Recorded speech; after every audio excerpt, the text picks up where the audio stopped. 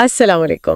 آج ہم ایک ایسی عظیم ہستی کی زندگی اور تعلیمات پر بات کریں گے جن کا نام سنتے ہی دل میں عقیدت اور محبت کی لہر دوڑ جاتی ہے۔ حضرت خواجہ قطب الدین بختیار کاکی رحمۃ اللہ علیہ۔ وعلیکم السلام۔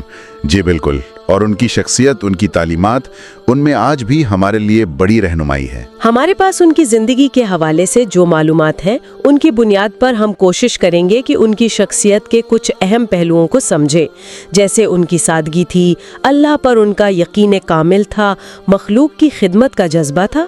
جی، اور یہ سمجھنا بہت ضروری ہے کہ ان کی تعلیمات صرف کتابی باتیں نہیں تھیں، ان کی پوری زندگی اس کا عملی نمونہ تھا۔ تو آئیے اس نورانی سفر کا آغاز کرتے ہیں، بالکل شروع سے، ان کی پیدائش اور ابتدائی زندگی سے۔ ضرور۔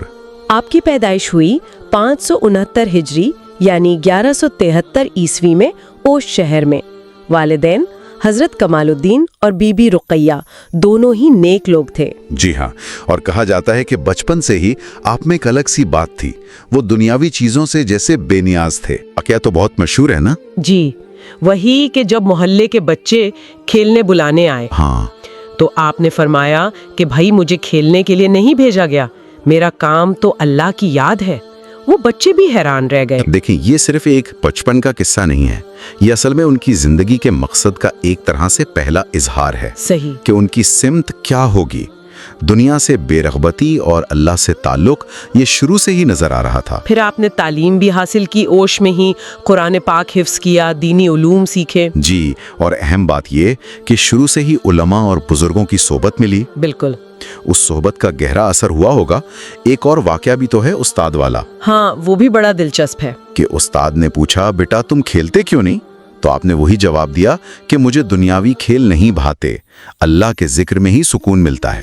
جی، اس سے پتہ چلتا ہے کہ علم اور روحانی تربیت ساتھ ساتھ چل رہی تھی۔ وہ جو کہتے ہیں نا صحبت صالحین، نیک لوگوں کی صحبت، اس نے ان کی فطری صلاحیت کو اور نکھارا۔ اچھا، پھر جوانی میں آپ علم اور روحانی رہنمائی کی تلاش میں نکلے؟ سفر کیا۔ جی، مرشد کامل کی تلاش تھی۔ اور پھر وہ تاریخی ملاقات ہوئی حضرت خواجہ معین الدین چشتی اجمیری یعنی خواجہ غریب نواز رحمت اللہ علیہ سے۔ سبحان اللہ، یہ چشتیہ سلسلے کے لیے ایک بہت بڑا موڑ تھا۔ کہتے ہیں خواجہ غریب نواز نے پہلی نظر میں ہی پہچان لیا، فرمایا کہ یہ نوجوان ہماری خانقاہ کا چراغ بنے گا۔ بالکل، یہ ہوتی ہے نگاہ ولایت، جوہر کو پہچان لیتی ہے، اور حضرت بختیار کاکی نے بھی فوراً خود کو مرشد کے حوالے کر دیا۔ جی، مکمل طور پر۔ پھر حضرت غریب نواز نے آپ کی تربیت کی، خلافت عطا کی، یعنی اپنا نمائندہ بنایا، اور پھر حکم دیا کہ دہلی جاؤ۔ ہاں، دہلی جا کر دین کی خدمت کرو۔ یہ بہت بڑی ذمہ داری تھی۔ یقیناً، اور وہ دہلی تشریف لائے۔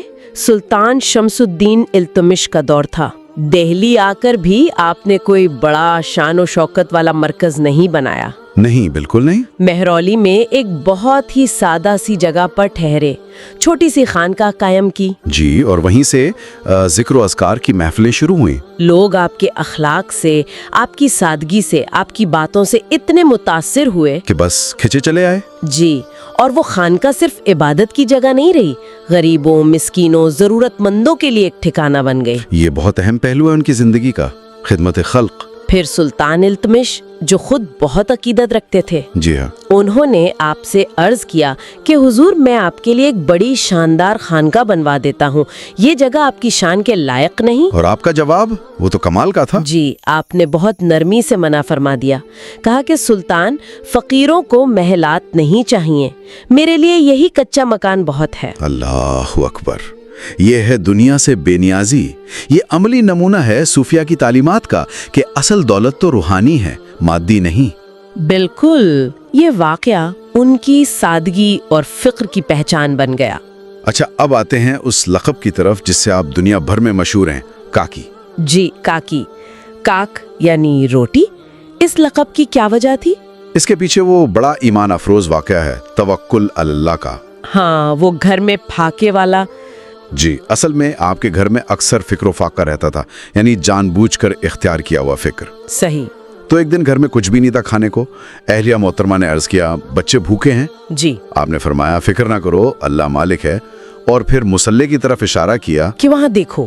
ہاں، और जब उन्होंने देखा तो वहां गर्म ताज़ा रोटियां यानी काक मौजूद थीं। सुभान अल्लाह। वो बेख्तियार रो पड़ी और शुक्र अदा किया। ये वाकया, ये सिर्फ एक करामत नहीं है ना? नहीं, बिल्कुल नहीं।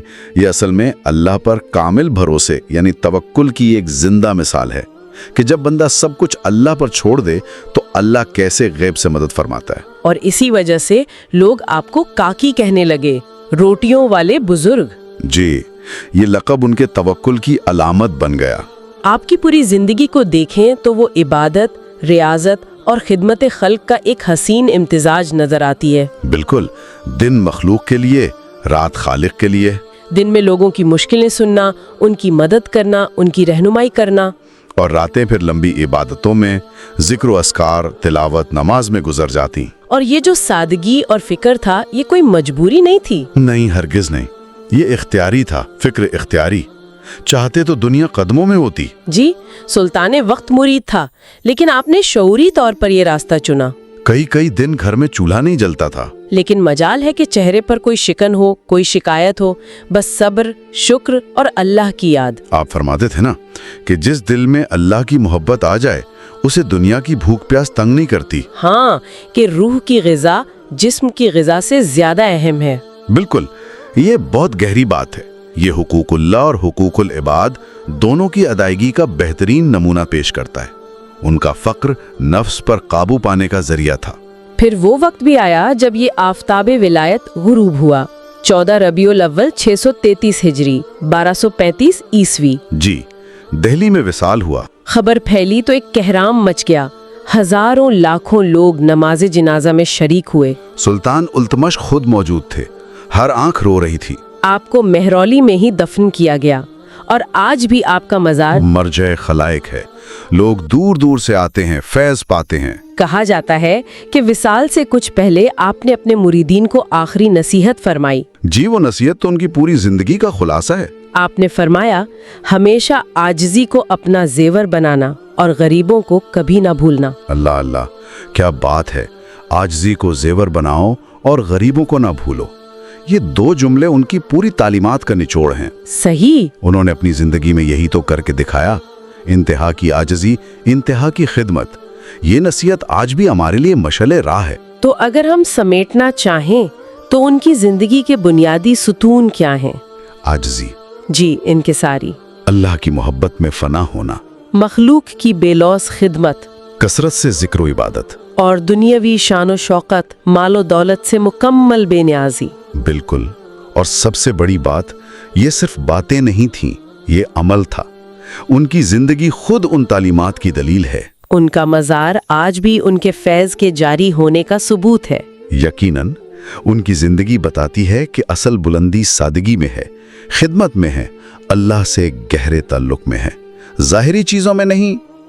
तो आज हमने हज़रत ख्वाजा कुतुबुद्दीन बख्तियार काकी रहमतुल्लाह अलैह की ज़िंदगी के कुछ पहलुओं पर बात की। उनकी कहानी वाकई दिल को छूती है और सोचने पर मजबूर करती है। बिलाशुबा उनकी जिंदगी सादगी, तवक्कुल, इबादत और खिदमत की एक रोशन मिसाल है। सदियों बाद भी ये रोशनी कम नहीं हुई। और इससे ये सबक मिलता है कि रूहानियत का ताल्लुक असल में बातिन की सफाई से है, अल्लाह से मोहब्बत और उसकी मखलूक से हमदर्दी से है। जी बिल्कुल। दुनियावी असबाब कम हो या ज्यादा, असल चीज अंदर की हालत है, नियत का खुलूस है। तो इस गुफ्तगू के आखिर में हम सुनने वालों के लिए एक सवाल छोड़ जाते हैं। जी, आज के इस दौर को देखें जहां हर तरफ मादा परस्ती है, दिखावा है, खुद गर्जी है। ऐसे में हजरत बख्तियार काकी रहमतुल्लाह अलैह की जिंदगी का कौन सा पहलू हमारे लिए सबसे ज्यादा अहम हो सकता है? उनकी सादगी, उनका तवक्कल या उनकी खिदमत खल्क? बहुत अच्छा सवाल है, इस पर गौर करना चाहिए। जी, इस पर जरूर सोचिएगा। इसी सोच के साथ आज के लिए इजाजत। आपका बहुत शुक्रिया। अल्लाह हाफिज। अल्लाह हाफिज।